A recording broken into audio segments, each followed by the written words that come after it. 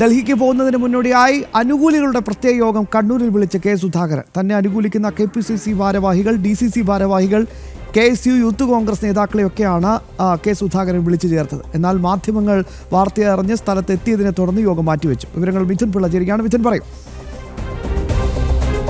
ഡൽഹിക്ക് പോകുന്നതിന് മുൻപ് തന്നെ അനുകൂലിക്കുന്ന ആളുകളുടെ യോഗം വിളിച്ചു ചേർത്തത് KC വേണുഗോപാലിനുള്ളൊരു പിന്തുണ ഉറപ്പിക്കാനുള്ള ശ്രമമാണ് കെ സുധാകരൻ നടത്തിയത്. എന്നാൽ വിവരമറിഞ്ഞ മാധ്യമങ്ങളൊക്കെ അവിടെ എത്തിയപ്പോഴേക്കും ഈ ആളുകളെ ഒക്കെ ഒഴിവാക്കി മീറ്റിംഗ് തന്നെ റദ്ദ് ചെയ്യുന്ന സാഹചര്യത്തിലേക്ക് കാര്യങ്ങൾ പോയിരുന്നു.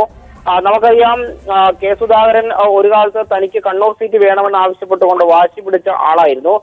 എന്നാൽ KC വേണുഗോപാലിന്റെ ഇടപെടലിനെ തുടർന്ന് ആ തർക്കത്തിൽ നിന്ന് കെ സുധാകരൻ പിന്മാറുകയും ഇപ്പോൾ കടുത്ത KC പക്ഷക്കാരനായി കെ സുധാകരൻ മാറുന്ന കാഴ്ചയുമാണ് നമ്മൾ കണ്ടത്.